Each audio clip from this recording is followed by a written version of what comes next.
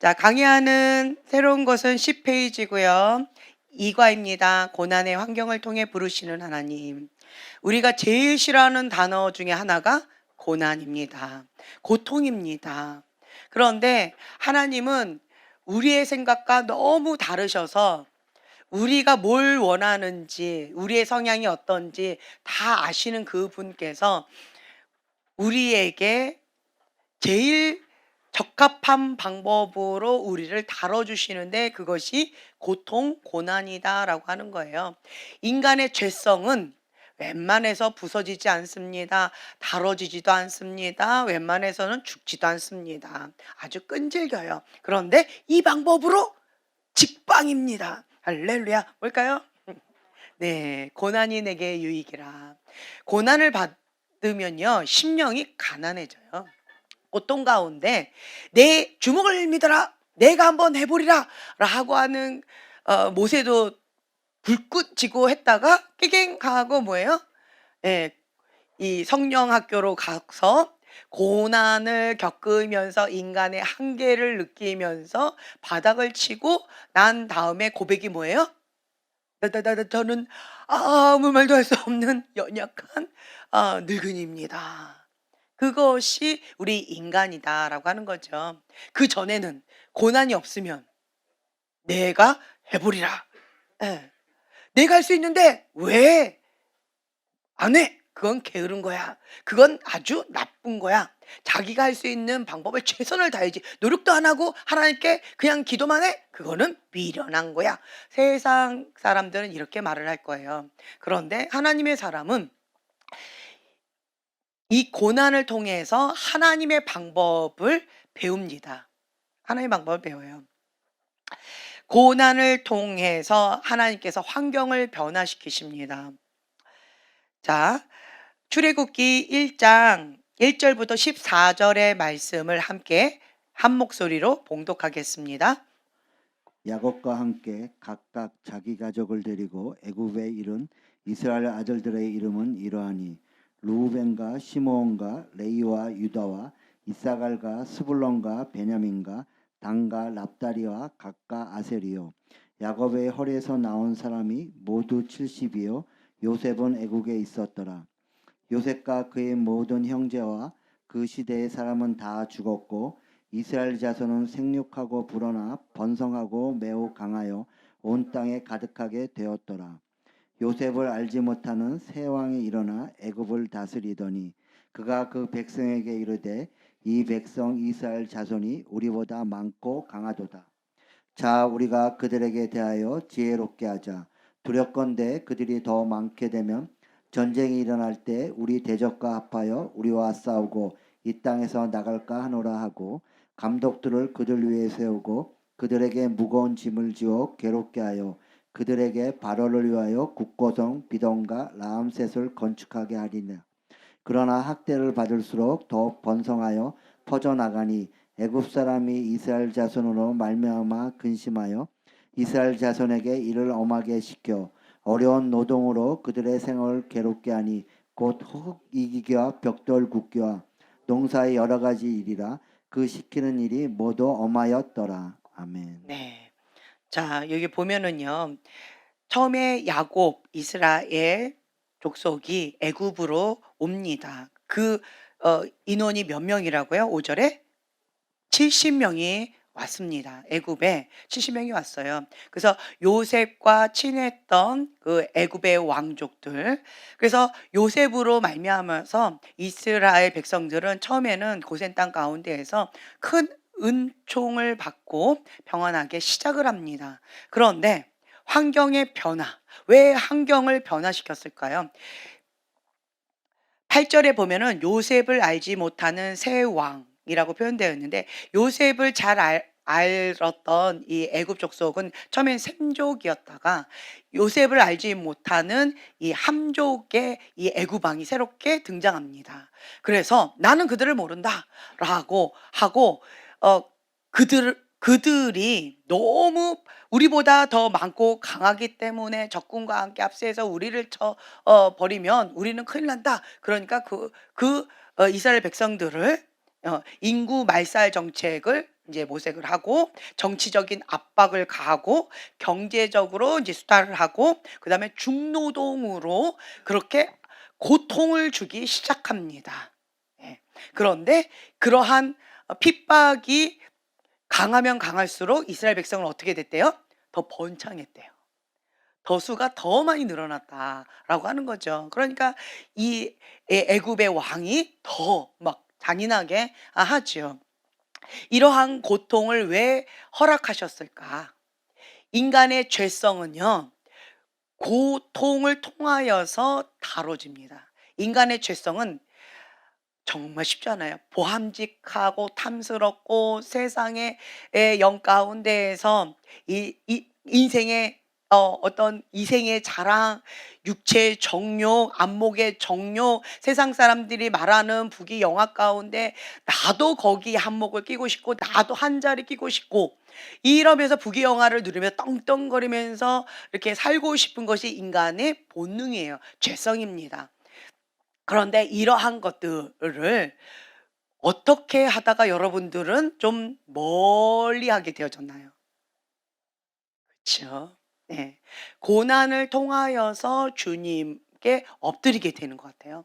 고난을 통해서 "주님 나 좀 살려 주세요. 주님 도와주세요. 주님 외에는 방법이 없습니다." 하고 딱 엎드리게 되어지는 것 같아요. 그전까지는 뭐 '나만 뭐 특별한가? 저 사람은 저렇게 10 개를 하는데 나는 적당히 한두 개. 나는 선한 거지.' 이러면서 자기 합리화하면서 적당히 세상의 발 하나 그리고 교회의 발 하나라고 하면서 그냥 적당히 신앙생활하면서 그렇게 생활하고 싶은 것이 인간의 본능이고 죄성이다라고 하는 거지요. 그런데 이러한 두 마음을 가지고는 하나님 앞에 신앙생활을 제대로 할 수가 없다. 우리 교회에 이렇게 보면은 참 감사하기도 하고 안타까운 것이 있는데 세상 가운데 바라나 그리고 하나님께 바라나 이 두 마음을 가지고 적당히 신앙생활 하면서 저희 교회에 적응하기가 쉬울까요? 어려울까요? 예, 어렵습니다. 어려워요. 그 이렇게 신앙생활을 하다가 결단해야 되는 그런 시점이 딱 오게 되어져요. 나는 어떤 자매가 그렇게 얘기를 했어요. "나는 세상도 좀 즐기면서 신앙생활을 하고 싶어요. 그런데 글파에서는 불가능합니다. 저는 세상의 많은 교회들 가운데에서 적당히 신앙생활하면서 세상을 즐길 수 있는 그런 교회로 날아가렵니다." 하고 어떤 자매가 날아갔어요. 예. 그런데 그것을 바라보고 있던 어떤 한 자매는 "아 부럽다." 침을 흘리면서 "나도 가고 싶다." 그런데 글파를 떠나면 나는 예 죽을까 봐 나는 내 신앙생활을 못 지키는 거죠. 나는 지금 현재 있는 이 환경의 어려운 가운데에서 자신이 없는 거예요. 네. 그래서 나도 가고 싶은데 친구 따라 강남 가듯이 나도 가고 싶은데 못 가는 거예요. 왜요? 예 겁나서. 세상이 무서워. 이게 적당히 신앙생활을 해서는 '나는 이 환경 가운데 놓여진 이 고통과 고난과 이 연단을 감당할 수가 없다.'라고 하는 것을 메타인지를 하는 거죠. 그리고 한번 맛을 봤어요.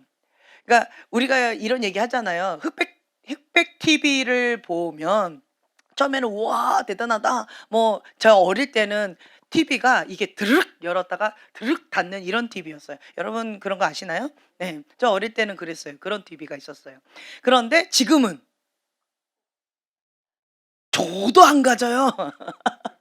지금은 뭐 어마어마하게 컬러풀한 그러한 TV들이 많이 나오기 때문에 그거는 줘도 안 가져요. 골동품. 그죠? 그것처럼 한번 뭔가 이 새로운 맛을 보면 한번 성령님을 맛보면 과거 것에 다시 돌아가기가 어려워요. 예 어려워요. 이전처럼 살아갈 수가 없어요. 한번 주님을 맛보면 옛길로 돌아가기가 어려워요. 적당히 신앙생활하면서 적당히 그렇게 하기가 어렵다라고 하는 거죠. 어떠한 분이 인제 이런 얘기를 하셨는데 기도를 이제 어느 정도 이렇게 딱 하면서 신앙생활을 했는데, 근데 그분이 기도 외에는 이런 유가 나갈 수 없느니라. 말씀과 기도는 없습니다. 말씀 붙잡고 그다음에 기도를 할 때 성령님이 임하세요. 나를 통해서 주님께서 역사하세요. 기도 외에는 이런 유가 나갈 수 없느니라. 그래서 주님이 내 안에, 내가 주님 안에 거하면서 주님 앞에 간절한 마음으로, 긍휼의 마음으로 손을 얹고 기도하면 나를 통해서 성령님이 역사하시고 기름 부음이 흘러가고, 뭐 불가능한 일들이 가능케 되어지는 그런 일이 많이 경험을 하셨었는데, 그런데 단 하나 기도의 양을 좀 줄였대요. 뭐 이런저런 이유로 기도의 양을 줄였어요. 그러면 어떻게 될까요? 호랑이는 호랑인데, 예. 그러니까 이빨 빠진 호랑이가 되는 것 같은 느낌? 발톱이 좀 살짝 빠진 것 같은 느낌의 호랑이가 되는 듯한 느낌? 이런 느낌을 받을 수가 있다라고 하는 거예요. 여러분 그거 경험하지 않으셨어요? 저도 과거에 한국 땅에 왔을 때 주님께서 "안일함에 빠지지 말라."라고 했는데, 제가 그때 당시 기도를 정말 많이 했던 것 같아요. 뭐 예를 들어서 하루에 10 시간씩 기도를 했다라고 하는데, 그 기도를 하고는 지금 현재 다니는 그 교회에 적응하기가 너무 어려웠어요. 너무 힘들었어요. 예. 그래 가지고 기도 시간을 푹 줄여서 한 2 시간으로 줄였던 것 같아요. 그러고 나니까 쪼끔 적응하기가 좀 편하더라고요. 그러다가 요것도 쪼끔 힘들어서 1 시간으로 좀 줄여 버렸어요. 그래서 1 시간에서 2 시간 요 정도 갖고 인제 신앙생활을 했더니, 그 교회에서는 뭐 막 이렇게 하는데 저는 죽을 것 같이 힘들었어요. 그래 가지고 너무 갈급하고 목마른데 어떻게 뭐 어디 가서 이 공급을 받아야 될지를 모르고, 그리고 저희가 인제 섬기는 어떤 그러한 것이 있었기 때문에 뭐 어떻게 할 방법이 없어서, 몰라서 미숙해서 무지해서 그냥 적당히 그렇게 신앙생활하다가 안일함에 빠져 가지고 정말 죽었다가 살아난 그러한 경험이 있었어요. 그래서 제가 하나님 앞에 깊이 회개하면서 그랬어요. "주님, 내가 그 교회 수준에 맞춘다고 내가 나의 어떤 영적인 이러한 자기 관리를, 그런 것들을 이렇게 대폭 줄여 가지고 요렇게 했던 그 미련함을 주님 용서해 주세요. 거기는 거기고 나는 나고. 그래서 내가 지금까지 영적 근력을 키웠던 이런 것들을 소홀히 여기는 이런 미련한 죄를 짓지를 않기를 원합니다." 라고 했었어요. 어떤 내가 했던 어떤 요런 것들을 이렇게 팍 줄이면 이 파장이나 여러 가지들이 정말 비리비리해요. 근데 내 파워링 상대는 기다리고 있는 거죠.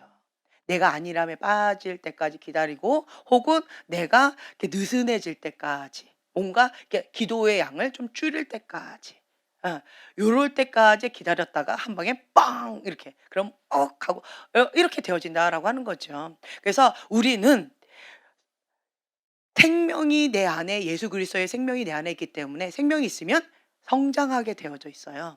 예. 이 성장하게 되어져 있기 때문에 나의 어떤 영적인 여러 가지들도 성장하게 되어져 있어요. 더 먹는 것도 더 많이 먹게 되어지죠. 그쵸? 활동량도 더 많아지게 되어지죠. 그것처럼 내가 성장하게 되어지면 더 많아지지 뒷걸음질 치지 않는다라고 하는 거죠. 네. 그래서 여러분들이 한번 뭐 기도나 말씀의 어떤 것들에 딱 이게 되었죠. 그럼 그거를 줄이면, 그러면 그때부터 얻어터지기 시작합니다. 힘겨움이 시작. "나 뭐 특별한 거 없는데, 뭐 지금까지 그래도 나름대로 죄도 안 짓고 나름대로 말씀 이렇게 하고 있는데 왜 이렇게 힘들지? 왜 이렇게 힘들지?" 기도의 양을 줄였거나, 예, 말씀과 기도의 어떤 요런 것들을 줄였을 때, 고럴 때 이제 힘겨움이 올 수 있다라고 하는 거죠. 사단은 딱 두 가지만 못하게 해요. 나머지는 내버려 둡니다. 뭘 못하게 해요? 예, 말씀과 기도, 그것만 못하게 해요, 사단은. 사단은 그것만 못하게 하고 나머지는 "그 네 맘대로 해. 교회 가고 싶어? 그래 마음껏 가. 선행하고 싶어? 마음껏 해. 뭐 복음을 전하고 싶어? 마음껏 해. 뭐 사역하고 싶어? 마음껏 해. 뭐 섬기고 싶어? 마음껏 해." 마음껏 하도록 내버려 둡니다. 그런데 요 두 가지만 못하게 한다라고 하는 거죠. 그럼 우리는 어떻게 해야 돼요? 말씀과 기도에 목숨을 걸어야 되겠죠. 네. 이 고난은 하나님의 기도하라는 콜링이다라고 지금 적혀 있습니다. 여기 보세요. 부르짖는 기도, 고난은 하나님의 기도하라는 콜링이다. 고난을 통해서 하나님께서 환경을 변화시키셨는데 왜 그러는가 보면 이스라엘 백성 처음에는 이제 70명이 애굽으로 왔습니다. 그리고 은총 가운데 편안한 삶을 살았어요. 인간은 편안하면 안일함에 빠집니다. 인간은 편안하면 서 있으면 앉고 싶고 앉으면 눕고 싶고 누우면 자고 싶고 자다 보면 5분, 10분, 30분 그냥 푹 자고 싶은 것이 인간의 본능이에요. 그것처럼 처음에 70인이 와 가지고는 너무 편안한 삶을 살았죠.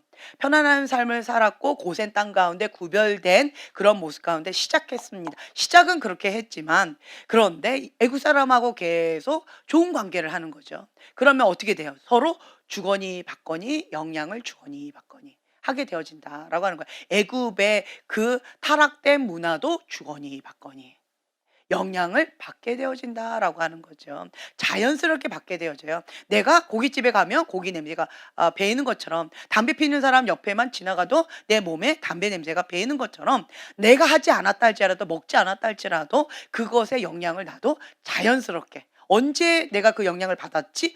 라고 할 정도로 자연스럽게 내가 그렇게 젖어 들어간다라고 하는 거죠. 사단의 전략이 이거예요. 갑자기 훅 하고 들어오지 않습니다. 자연스럽게 스며들듯이 하는 것이 사단의 전략입니다. 그러한 것을 통하여서 애굽의 그러한 세상의 문화 가운데 젖어들면서 하나님을 점진적으로 잊어버리는 거죠. 편하면 하나님이 귀찮아져요. 왜 귀찮을까요? 인간의 죄성이 올라와요. 아, 나 이방 여자하고 놀고 싶고, 저 이방 사람하고 나 좀 죄 좀 짓고 싶고, 나 세상의 어떤 것들도 구경하고 싶고. 그런데 하나님 뭐라 하실까요? 그렇죠. 가지 말아라, 놀지 말아라. 자꾸 이러시니까 귀찮아. 아, 주님 왜 이렇게 자꾸 저를 간섭하십니까? 날 좀 내버려 두세요. 이렇게 되어진다라는 거죠. 편안하면 이 편안한 돈도 써야 되고 뭐 이런데 하나님께서 계속 간섭하시는 거죠. 물질의 주인은 나다. 아니 주님, 내가 좀 마음껏 쓰겠다는데 꼭 그 주인 타령을 하셔야 됩니까? 정말 귀찮아 막 이렇게 되어지는 것이 인간의 본능이라는 거죠.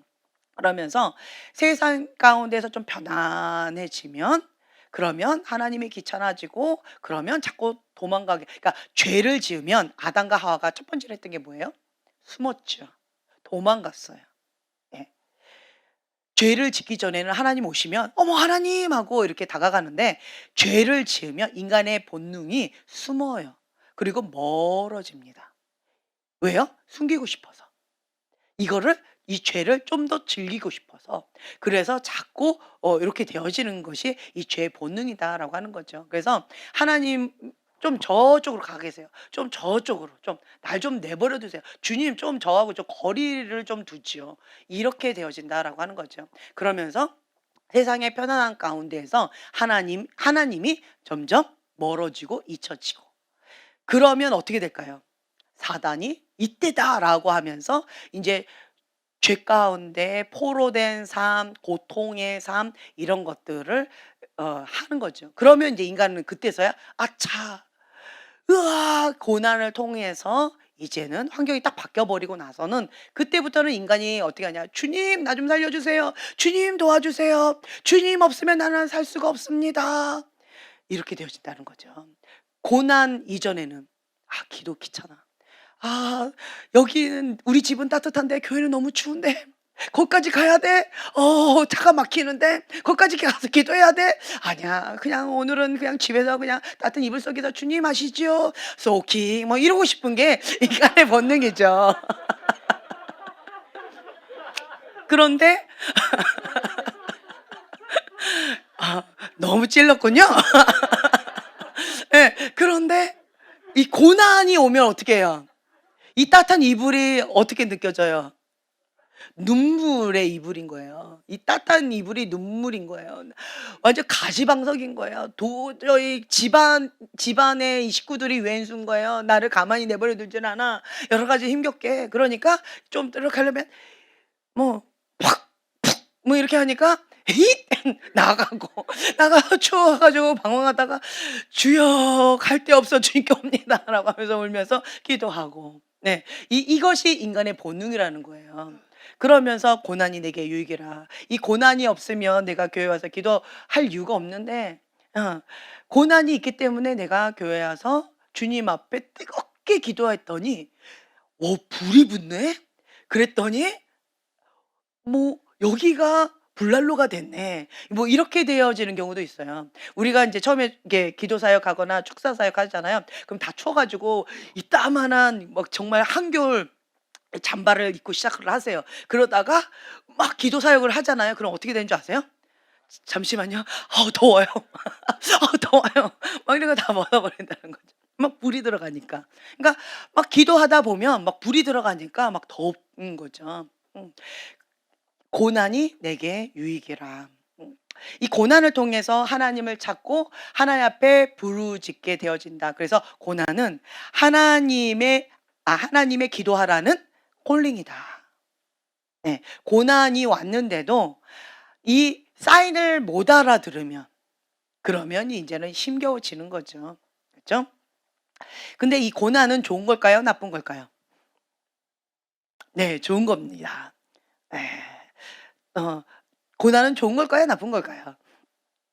나쁜 거지 뭐 좋은 거야 그게. 막. 네, 고난은 좋은 걸까요? 나쁜 걸까요? 그냥 고난은 고난이에요. 아픔은 아픔이에요. 네, 좋은 걸 수도 있고 칼이 좋은 걸까요? 나쁜 걸까요? 네, 불이 좋은 걸까요? 나쁜 걸까요? 네, 그렇죠. 마찬가지예요. 그러니까 고난이 좋은 걸까요? 나쁠까요? 고난은 그냥 고난이에요. 그런데 이 고난을 내가 하나님 없이 당하면 죽음이에요. 고통이에요. 죽었다가 살아나는 거죠.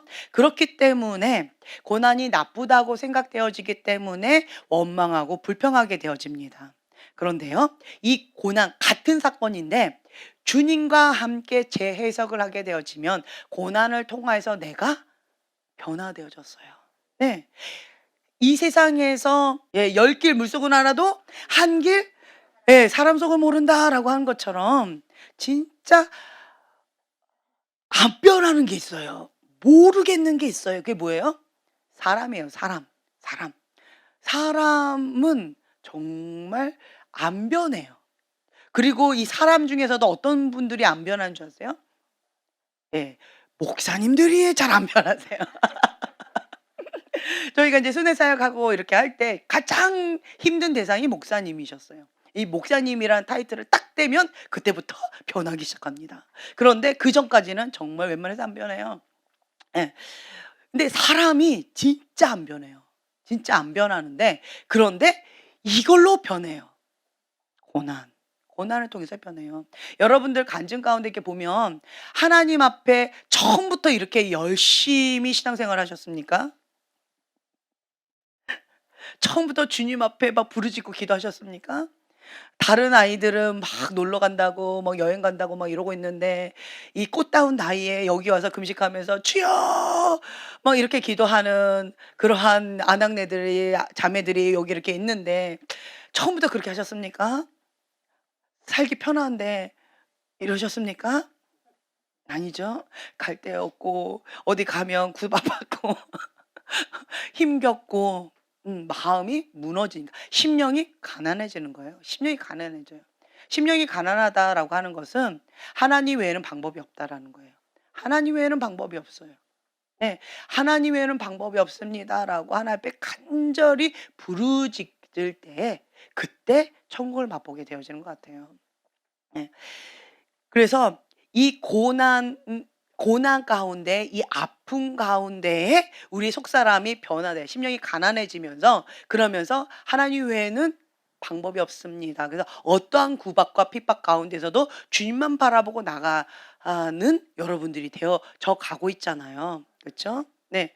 근데 이렇게 한번 주님을 맛보면 이게 숨통이 기도는 호흡이고 말씀은 영의 양식이기 때문에 영의 양식을 신선한 빵을 먹어보고 그리고 호흡을 주님과 함께 깊은 친밀한 가운데 해본 사람들 그리고 성령님의 터치를 받아서 영적 수술을 한번 맛본 사람들은 그것을 또 맛보고 싶어요. 하나님의 임재를 맛본 사람들 그러한 한번 맛을 본 사람은 오늘도 또 맛보고 싶고 또 맛보고 싶고 또 맛보고 싶어요. 그래서 주님 앞에 갈망함의 마음으로 가난한 심령을 주님 앞에 사모함으로 나가게 되어지는 거예요. 근데 그것을 모르는 사람들은 아무리 얘기해 줘도 몰라요. 네. 근데 그것이 처음부터 내가 그렇게 된 것이 아니라 고난을 통하여서 그렇게 되어졌다. 그래서 고난이 사단은 죽이고 멸망시키기 위해서 이런 고통을 줬어요. 그런데 하나님께서는 우리를 전화위복시켜 주셔서 이러한 고통과 고난을 통하여서 하나님과 더 깊은 친밀한 가운데 나갈 수 있도록 원동력으로 사용하신다라고 하는 거죠. 그래서 고난을 통해서 환경을 변화시켜 주시면서 하나님을 잊어버리고 안일함에 빠지고 세상 가운데 휩쓸려 나아가는 우리를 기도하라고 콜링하시는 거고, 그리고 하나님께 부르짖고 기도하면 그때서 하나님께서 들으시고 보시고 하나님께서 일하기 시작하신다라고 하는 거예요. 이게 하나의 어떤 패턴이에요, 패턴. 그리고 이제 하나님 일하시면 어떻게 돼요? 이제 환경이 또 변합니다. 좀 좋아져요. '아이고 인제 좀 살만하네.' 그럼 또 어떻게 돼요? 아이 또 좀 하나님 귀찮아져 또. "좀 나 좀 이때까지 열심히 했잖아요 주님. 나 좀 쉬게 좀 냅두세요. 좀만 즐기게 좀 냅두세요. 적당히 좀 하게 좀 냅두세요. 좀 이때까지 기도 열심히 했는데 좀 오늘 하루 쉰다고 뭐 큰일 나나?" 뭐 이러면서 이렇게 또 이렇게 쓱 가는 것이 인간의 본능이에요. 그러면 어떻게 돼요 또? 예. 다시 또 고난이 또 있으면서 또 부르짖고 기도하고 그러면 주님이 또 일하시고 그러면 또다시 뭐 이것이 인간의 인생인 것 같아요. 지혜로운 자는 어떤 분이 이렇게 얘기하시더라고요. "아우 난 고난 싫어요." 그런데 이 패턴을 그러면 어떻게 돼요? 안 하면 되지 뭐. "난 고난 싫어요." 그러면 이 패턴을 안 하시면 돼요. 예. 이 패턴을 안 하시면 그러면 굳이 고난 가운데 그렇게 받지 않는 것 같아요. 자진해서 주님 앞에 엎드려 자진해서 주님 앞에 겸손히 나아가게 되어진다면 그러면 요런 것들은 쪼끔 생략되는 것들이 많이 있지만 그렇다 할지라도 이 죄성, 인간의 본능은 인간의 마음처럼 그렇게 쉽게 깨지는 게 아니에요. 호두껍질 같아요. 박살을 내야 돼요. 고난을 통해서 고통을 통해서 박살이 나지는 거지 그냥 부드럽게 손으로 한다고 호두껍질이 깨지지 않는다라는 거죠. 그래서 고난이 있을 때는 반드시 뭔가 의미가 있다. 예. 이 고난은 나한테는 너무 힘겨운 고난이 있지만 반드시 의미가 있다. 음. '하나님 왜 그러셨어요? 이 고난이 왜 내가 왜? 하나님 뭐예요?' 이러한 가인의 분노가 나는 어떠한 그 고난을 통해서 이런 마음들이 쑥 올라오잖아요. 그쵸? 그런데 반드시 의미가 있다는 거예요. 네. 이 가인의 분노 가운데 '하나님 왜 내 거는 안 받으시고 아벨 거만 받으십니까?' 이 사건이 있었어요? 이 고난이 있었어요? 어떤 의미가 있었을까요? 하나님은 무엇을 말씀하고 싶으실까요? 그렇죠. 자기를 돌아봐라. 왜 안 받으셨는지 너 중심적으로 보지 말고 하나님 중심적으로 바라봐라. 시각 자체가 나에서 출발한다. 시각 자체가 내가 원하는 스타일, 내 스타일로 했다는 거죠. 내 스타일로 했는데 하나님 안 받으셨으니까 하나님 나쁜 하나님, 내가 심판자고 내가 주인이고 내가 판단이고 내가 기준인 거예요, 가인은.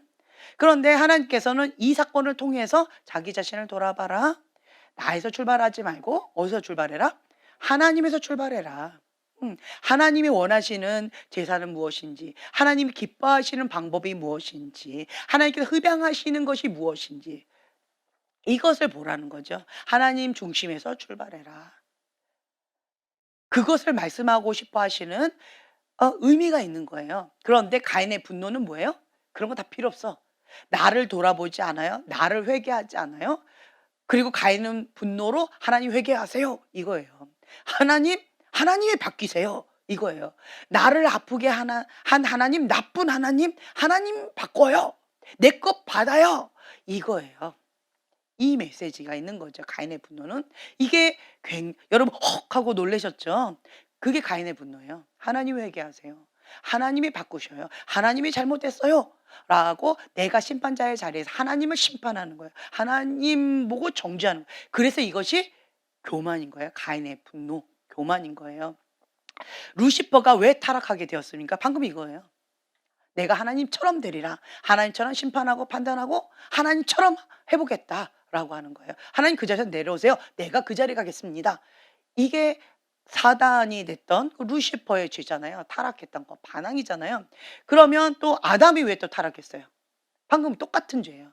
사단이 자기가 지었던 죄를 아담에게 똑같이, 하와에게 똑같이 한 거예요. 하나님처럼 돼버리라.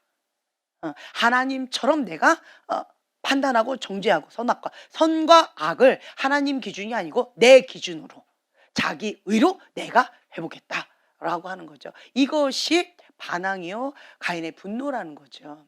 그래서 하나님은 이 가인의 분노, 교만, 반항, 이 거역, 대적을 가장 큰 죄로 보신다. 인간은요, 그거에 대해서 생각도 안 해보셨잖아요. 우리가 순종책을 통해서 이것을 정말 깊이 있게 다루기 전까지는 이것이 죄인지도 인식을 못했어요. 하나님은 가장 큰 죄, 천사장이 루시퍼가 될 정도로, 그리고 아담과 하와가 에덴 동산에서 쫓겨나는 그러한 큰 죄인 거죠. 한 번 저질렀어요. 한 번 저질렀어요. 여러 번 저지른 것도 아니에요. 다른 죄를 저지른 것도 아니에요. 그거 하나 저질렀는데 하나님은 그냥 바로 그렇게 되어지는 가장 큰 죄로 하나님은 취급하셔요. 그런데 인간은 그것을 가볍게 여긴다라는 거죠. 그렇기 때문에 자기 중심적으로 죄로 생각하시면 안 되고 하나님 중심적으로 이 죄에 대해서 보셔야 돼요. 하나님은 이것을 굉장히 큰 죄로 보시는구나. 그리고 또 하나님과 동행하던 많은 사람들이 주님과 동행하다가 중간에 중도하차, 혹은 하나님의 사람이 하나님과 동행하다가 말년에 정말 불미스러운 일들이 많아요. 그 왜 그럴까요? 왜 그럴까요? 일과에 나와 있는데 18페이지에 반항 때문이다. 똑같은 거예요. 반항 때문이다. 루시퍼가 왜 타락하게 되었는가? 반항 때문이다. 아담이 왜 타락하게 되었는가? 반항 때문이다. 하나님과 동행하던 많은 사람들이 왜 곁길로 빠지게 되었는가? 반항 때문이다. 네, 이거예요. 다른 이유가 아니라 요거예요. 가인의 분노, 반항인 거예요. 거역인 거예요. 대적인 거예요. 교만인 거예요. 요걸로 인해서 곁길로 가거나 타락하거나 이렇게 되어진다. 그만큼 이것이 정말 큰 죄, 무서운 죄다. 이론으로 우리가 이렇게 배웠는데 저희가 이제 축사 사역을 할 때 사역할 때 가장 큰 견고한진이 뭔지 아세요? 네, 이거예요. 가인의 분노. 가인의 분노가 가장 큰 견고한진으로 딱 이렇게 자리 잡고 있어요. 이걸 깨줘야 돼요. 이거를 깨기 전에는 축사가 어려워요. 그래서 이거를 깨는데 안 깨져요. 왜 그럴까요? 본인은 억울한 거예요. 가인의 분노, 억울합니다. 내가 뭘 잘못했다고. 내가 피해자인데 내 상처는 어떡하라고. 나는 못해요. 너무 아파요. 이러면서 이 경관진이 커다랗게 자리 잡고 있으니까 더 이상 사역이 안 돼요. 그러면 저희는 속사람 치유를 좀 더 받고 오세요. 이렇게 보내드려요. 속사람 치유는 또 어떻게 받나요, 우리가? 그 사건, 그러니까 오버 반응하죠. 감정이 딱 건드려졌어요. 그러면 억울합니다. 분노로, 가인의 분노로, 반항으로 훅 올라오는 게 있어요. 어떤 사람들은 이렇게 얘기를 하다가 어떤 부분에 딱 얘기할 때 갑자기 이글이글거리는 지옥불로 막 이글이글거리면서 반항과 분노와 가인의 분노로 막 이렇게 반응하는 사람이 있어요. 근데 본인은 그걸 인지를 못 하더라고요. 인지를 못 해요. 그러면서 이게 훅 올라와요. 그러니까 감정이 딱 건드려졌더니 내 안에 있는 가인의 분노가 훅 올라오는 거예요. 예. 어떤 것이 딱 건드려지면, 이 느낌이 딱 오면 이게 투영이 된다든가 어떤 것이 이렇게 되면 이게 훅 올라와요, 감정이. 가인의 분노가 훅 올라와요.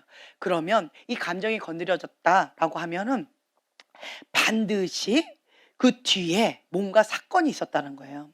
그러면 그것을 우리는 만져줘야 돼요. 내 힘으로 좀 어려워요. 그래서 우리가 지금 속사람 치유를 하고 있잖아요. 속사람 치유를 하면서 그 아팠던 그 사연을 인격적으로 충분하게 감정을 좀 만져줘야 돼요. 근데 인간적으로 하면 그거 참 어려워요. 네가 잘못했네. 그거 갖고 그래? 야, 너 진짜 독하다. 이런 마음이 훅 올라올 수 있는데 근데 인격적으로 그 마음을 그대로 만져줘야 돼요. 예, 만져줘야 돼요. 그러면 다른 사람이 이걸 만져주면 이게 우리가 이제 속사람 치유를 받을 때 이제 섬겨주시는 분들이 이렇게 만져주시잖아요. 그래서 이렇게 되어지면 참 좋아요. 그런데 그걸 기다릴 수가 없어요. 혹은 배우자가 해 주면 진짜 좋겠어. 혹은 부모님이 해 줬으면 진짜 좋겠어요. 근데 그걸 기다릴 수가 없어요. 오히려 예. "야, 네가 아프면 나는 죽었겠다." 뭐 이러한 말을 하면 더 마음이 아픈 거죠. 그렇기 때문에 다른 사람이 해줄 때까지 기다릴 수가 없어. 그러면 내가 해 주면 돼요, 내가. 예. 내가 그 사건으로 가요. 그 사건 핵심 사건으로 가서 내 감정을 정말 사랑으로 인격적으로 만져주는 거예요. 아, 그 감정 중심적으로 만져주는 감정이에요. 억울한 감정인 거잖아요. 그러면 내가 예를 들면 내가 그 사건 가운데에서 나는 좋은 마음에서 했는데 실수할 수 있어요. 근데 좀 실수한 건데 그거 갖고 너무 심하게 버럭하고 내가 학대를 받았어요. 그러면 이거는 불의하다, 분노가 난다라고 하면 훅 올라올 수 있잖아요. 그럼 그 감정을 그냥 만져주는 거예요. 나는 좋은 마음에서 좀 잘해 보려고 했는데 뭐 설거지를 하다가 엄마가 아끼는 정말 그 뭐 몇백만 원짜리 도자기를 깼다. 네. 굳이 하지 말라고 하는 그 찬장에서 왜 꺼내 가지고 그걸 깼다. 그러면은 어머니가 "어머 너가 설거지하려고 엄마를 도와주려고 그랬구나. 아유 참 기특하기도 해라." 이럴 엄마 없을 것 같아요. 왜 시키지도 않은 거를 너 손도 안 대는 그 찬장에서 왜 꺼내 가지고 이러면서 막 버럭한단 말이죠, 엄마가. 근데 막 예를 들면 그런 사건이 있었다라고 하면은 나는 억울한 거예요, 나는. 엄마의 그 몇백만 원 상관없어. 엄마의 감정 상관없어. 나는 억울한 거예요. 나는 칭찬받고 싶었고 인정받고 싶었고 엄마를 도와주고 싶었고 그런데 오히려 매만 그냥 비 오는 날 먼지나게 맞아 가지고 나는 너무 그게 피멍이 든 거죠, 마음에. 그걸 갖고 이제 가는 거죠. "주님 나 너무 아팠어요. 내 마음 몰라주는 그 엄마 너무 야속했어요." 그럼 눈물이 막 펑펑 쏟아지겠죠. 그러면 주님께서 뭐라 하실까요? "그랬구나. 그쵸? 그랬구나. 엄마가 마음을 몰라줘서 너 마음이 참 많이 아팠구나. 나는 너 마음 안다. 너가 정말 엄마를 사랑하는 마음에서 하려고 했는데 실수한 건데 엄마가 그것도 모르고 그렇게 한 거에 대해서 정말 네가 마음이 너무 아팠지. 내 마음도 몰라주는 엄마 너무 마음이 아팠지. 나는 너 마음 안다." 주님은 이렇게 말씀해 주시는 거죠. 그러면 어떻게 돼요? 분노의 마음이 이게 눈물과 함께 이렇게 싹 녹아져요. 그러면 거기에서 내가 인지해야 되는 거야. '내가 정말 마음이 아팠구나. 엄마한테 칭찬받고 싶었는데 그러지 못한 그 마음 가운데 억울함이 훅 올라오고 누군가가 내 의도도 파악하지 않고 오해하고 버럭 화를 내면 그때부터는 나는 어떻게 할까요? 이 사건이 건드려지는 거예요. 그러면 훅훅 올라오면서 거역으로 막 분노로 반응을 하는 거죠. 오버 반응을 하는 거죠. 그런데 이게 만져지면 '나 많이 아팠어요. 그래 많이 아팠구나. 내 마음 몰라주는 사람 너무 미웠어요. 그래 네 마음 정말 좋은 마음에 사랑하는 마음으로 한 건데 네 마음 몰라줬으니 당연히 섭섭하지. 나라도 섭섭하겠다.' 그 마음을 이렇게 헤아려 주시면 너무 감사하잖아요. 그럼 이게 녹아진다는 거예요. 감정이 이렇게 녹아지면서 주님은 내 마음 아시지요." 하고 또 눈물이 막 나면서 주님과 함께 이러한 시간을 갖는 거예요. 이게 속사람 치유예요. 이제 이렇게 되어지면 정말 신기한 게 그 사건으로 딱 가도 그 도자기만 봐도 막 지나가다 도자기만 봐도 막 으악 막 이렇게 나였는데 이제는 도자기를 봐도 그냥 편안하고 엄마 집에 갔을 때 도자기가 이렇게 있어도 그냥 예전에는 이거 만지면 또 엄마한테 혼날까 봐 버벌 떨었는데 이제는 편안하게 이렇게 딱 꺼내기도 되고 정말 신기해요. 이렇게 되어진다는 거죠. 그래서 속사람의 치유를 받으면 요런 부분들이 좀 더 편해지게 되어져요. 그래서 여러분들이 주님과 함께 나의 감정을 좀 만져주는 시간들이 필요하다. 뭐 사역자를 통해서 받으면 가장 좋고 그럴 기회가 없다라고 하면 그냥 내가 나를 해 주면 돼요. 그냥 내가. 기도 시간에 "주님 내 마음 아시죠?" 라고 하면서 내가 이렇게 만져 주시면 돼요. 그런 시간을 계속 가져보세요. 그러면 이 가인의 분노, 이게 가장 크더라고요. 이 견고한 진이. 가인의 분노가 정말 왜 가인의 분노 요것을 제가 계속 강조하냐라고 한다면, 가인의 분노는 대적이에요. 누구하고 원수하는 거예요? 하나님이에요. 이 거역의 영, 대적의 영, 이것이 미혹의 영 가운데 잡혀 가지고 내가 지금 멸망의 길로 가는지 아군 편인지 적군 편인지도 이것도 분별을 못 하고 그냥 열정적으로 하는 거예요. 그러면서 결국은 누구를 대적하고 있어요? 하나님을 대적하고 있는 거예요.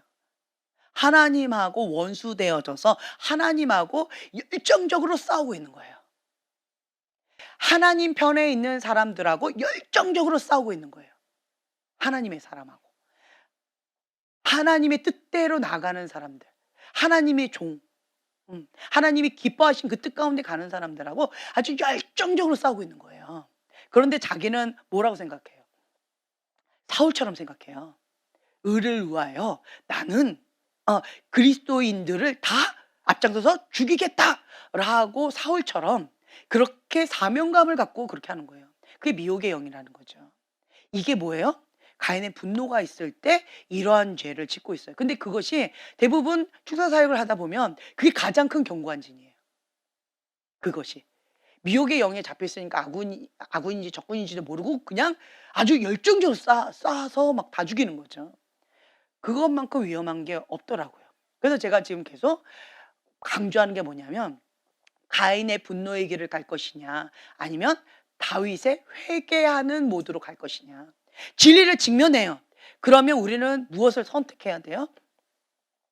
다윗처럼 회개를 선택해야 돼요. 회개를 선택하지 않으면 가인처럼 하나님이 회개하세요, 이렇게 되어져요. 어떻게 하나님한테 회개하라고 그래? 그렇죠? 그런데 가인의 분노는 그거라고요. 많은 사람들이 그렇게 하고 있어요. 내가 회개하지 않겠다, 너가 회개해라, 이렇게 되어지는 거예요. 굉장한 교만이에요, 이게. 가인의 분노가 그래서 굉장한 교만이에요. 내가 회개할 것이냐 아니면 가인의 분노로 교만을 선택할 것이냐, 그리고 하나님과 맞짱 뜰 것이냐, 이것부터 여러분들 선택하셔야 돼요. 진리의 영이 임하면 우리는 분별을 하셔야 돼요. 선택을 하셔야 돼요. 어디로 내가 반응하면서 나갈 것인지 이거를 먼저 선택하시고, 그 다음에 내 힘으로 안 되기 때문에 고난을 통하여서 하나님께서 밀 까부러지듯이 까부러지게 해주시는 거예요. 인간의 이 죄성을. 그러면서 주 앞에 엎드리게 되어져요. 주님, 저를 불쌍히 여겨주시옵소서. 주님 하면서 다윗처럼 회개 모드로 나가게 되어지는 거죠.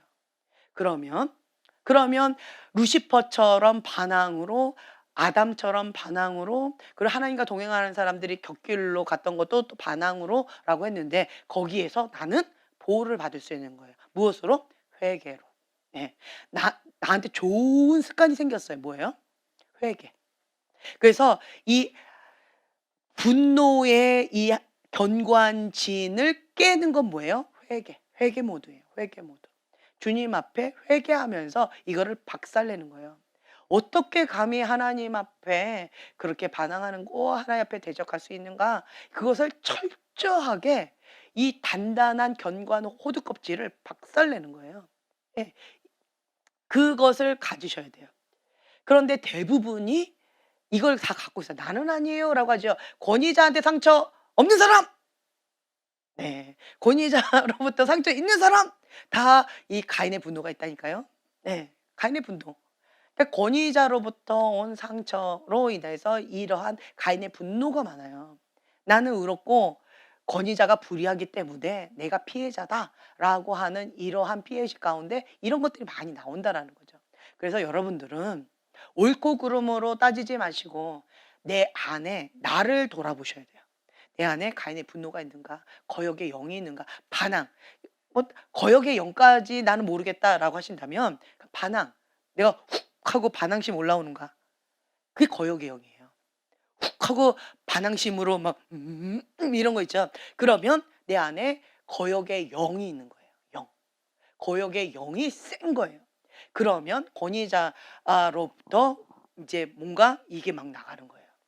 그러면서 나는 권위자를 믿지 않아.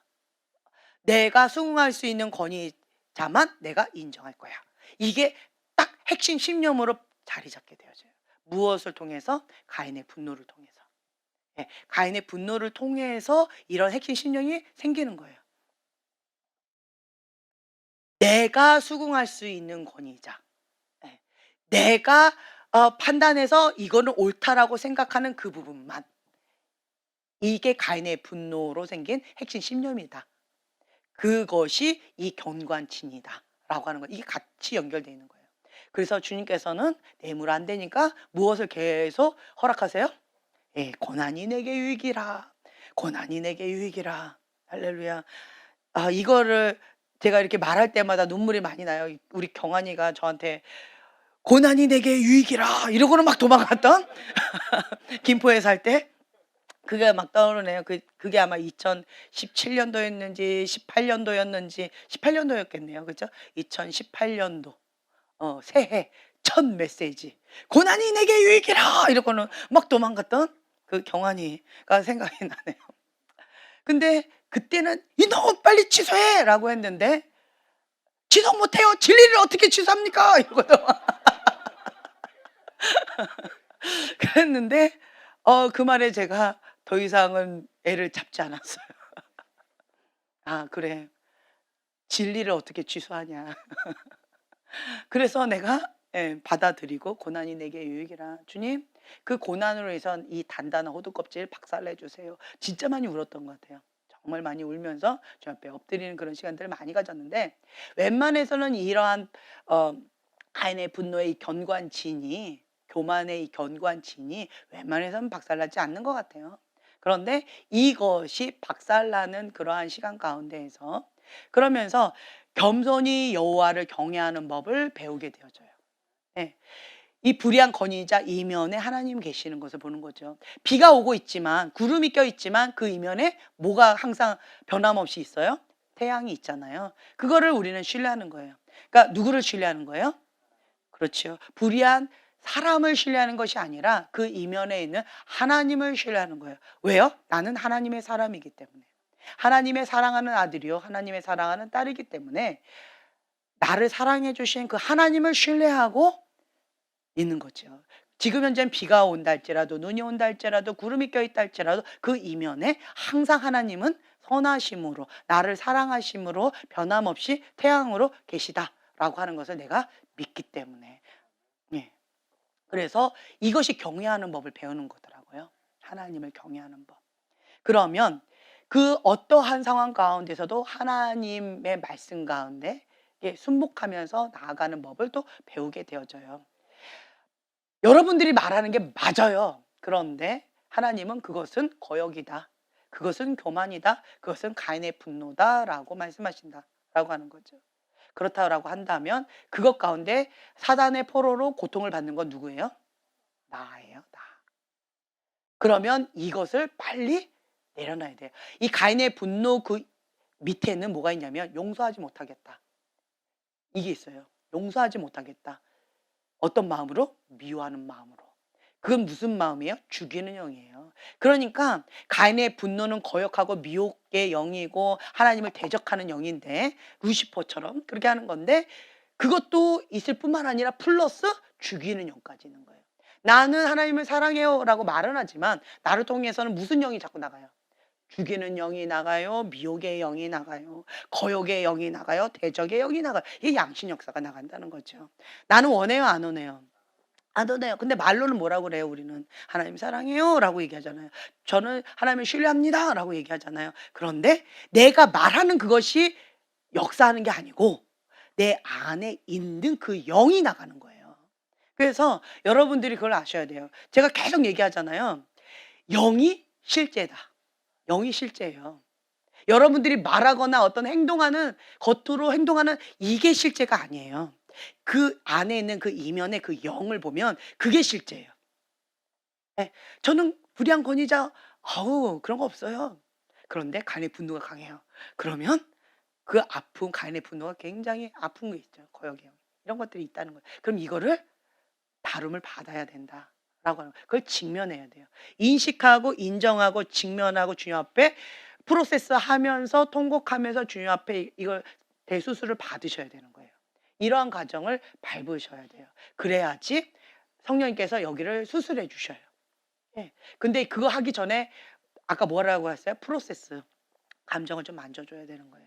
이런 것들을 좀 많이 해주시면서 여러분들이 나가시면 좋아요.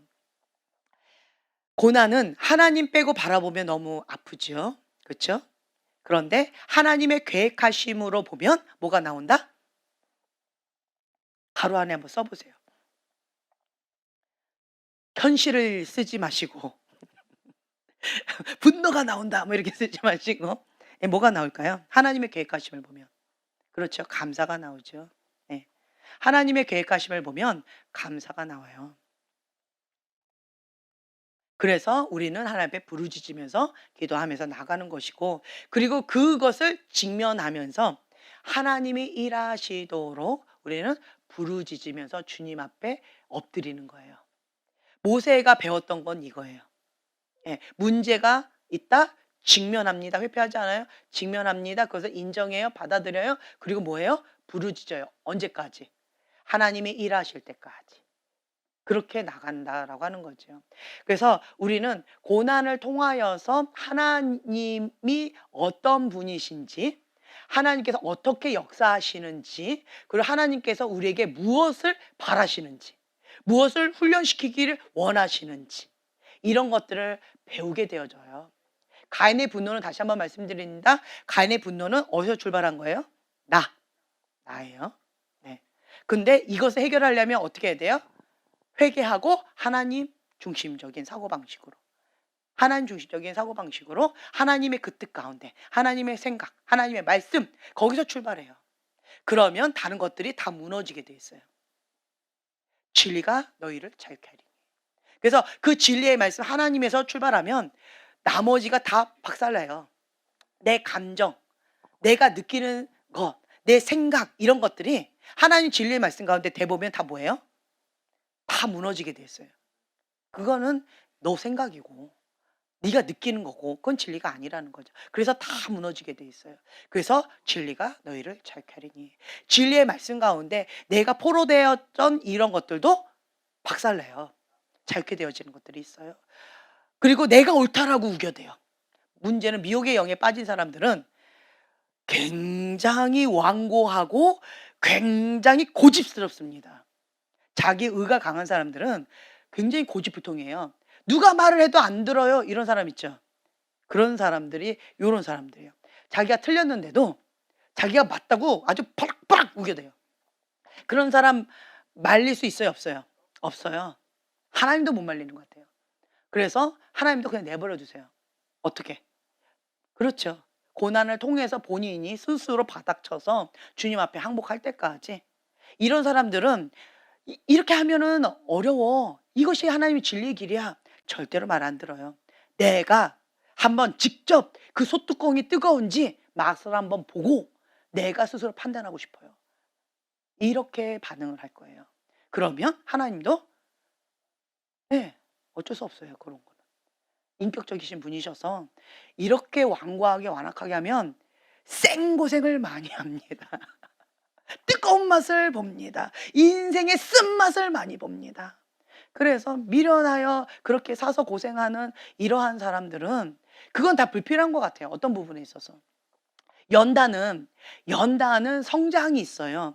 그런데 이렇게 본인이 고집을 부려서 생고생하는 것은 자기 손만 불에 지글지글 끓어서 아프고 생고생하니까 자기만 고생하고 자기만 아프지 어떤 성장이나 어떤 이런 것들이 없어요. 그런 게 없어요. 그런데 그럼에도 불구하고 자꾸 완고하게 고집을 부리는 사람이 있어요. 그 왜 그럴까요? 자기 의가 강해서 그래요. 다른 말로요, 교만해서 그렇다. 볼 수 있는 눈, 들을 수 있는 귀가 없는 사람들, 그런 사람들은 마음을 돌이켜서 회개해서 하나님께로 올까봐 그런다라고 해서 정말 그건 무서운 말이에요. 그렇기 때문에 지혜로운 자들은 볼 수 있는 눈, 들을 수 있는 귀가 있어서 빨리 하나님의 뜻입니다라고 했을 때 어떻게 해요? 납작 엎드려요. 하나님의 뜻이 온전히 내 안에서 이루어질 때까지 주 앞에 나간다라고 하는 거죠. 이것이 지혜로운 자입니다. 아멘. 네. 어떠한 고난 가운데서도 하나님은 신실하게 약속을 지키신다라고 되었는데, 하나님은 뭐 별을 보아라, 이 수많은 별처럼 너의 자손이 이렇게 많게 되어질 것이다. 그리고 너의 자손이 이렇게 많이 될 거다. 여러 민족의 아비가 될 것이다라고 하셨던 그 약속의 말씀, 그것을 그대로 이루어 주셨어요. 그러니까 보면은 보세요. 7절에 이스라엘 자손은 생육하고 불어나 번성하고 매우 강하여 온 땅에 가득하게 되었더라. 그리고 9절을 한번 보실까요? 그가 그 백성에게 이르되 이 백성 이스라엘 자손이 우리보다 많고 강하도다. 네. 어떻게 노예가 이 세계 강국인 애굽 사람보다 더 많고 강할 수가 있을까? 이건 하나님은 신실하신 하나님, 그 언약의 하나님, 신실하게 어떤 핍박 가운데서 지켜주고 계신다라고 하는 거죠. 그리고 12절. 그러나 학대를 받을수록 더욱 번성하여 퍼져나가니 애굽 네, 사람이 여기까지요. 예. 학대를 받을수록 더 번성하여 퍼져나간다. 이것도 인간의 논리로는 이해가 안 되는 거예요. 누가 개입하신 거예요? 하나님이 개입하신다.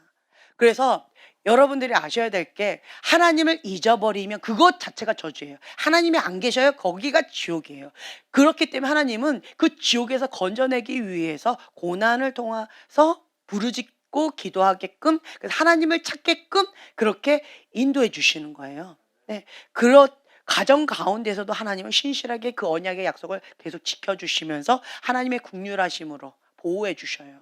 그 완고한 마음, 완악한 마음을 부드럽게 하기 위해서 이리저리 다듬어 주시는 그런 것들을 하시는 거죠. 그러니까 사랑으로 해 주신다라고 하는 것. 그래서 하나님은 항상 선하십니다. 네. 그렇기 때문에 내가 생각할 때는 이것이 불의해 보여도, 이거는 못마땅해 보여도, 이거는 말도 안 돼라고 보여도 하나님은 항상 선하십니다. 하나님을 신뢰하는 것이 신앙의 첫 출발입니다. 아멘. 네, 기도하고 마치겠습니다. 주님, 감사합니다. 어떠한 상황 가운데서도 주님은 신실하게 하나님의 언약의 말씀을 지키시는 분이십니다. 고난은 좋은 것도 나쁜 것도 아닙니다. 해석의 문제입니다. 주님과 함께하면 그 고난도 나에게 유익입니다. 주님이 그 어떠한 상황 가운데서도 나를 위로해 주시고 내 마음 알아주시고 내 감정을 주님께서 깊이 만져주셔서 감사합니다. 주님은 내 마음을 아십니다. 너무 아팠고 힘겨웠고, 그래서 가인의 분노로 반응하는 나의 미련한 모습을 보고 주님 얼마나 아프셨을까? 그럼에도 불구하고 노하기를 더디하시 하나님 감사합니다.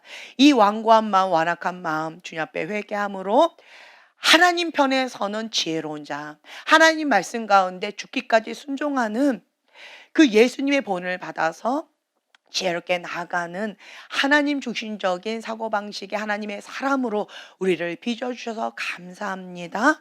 오늘도 우리와 함께 하시는 주님을 찬양하며 예수님의 이름으로 기도합니다. 아멘.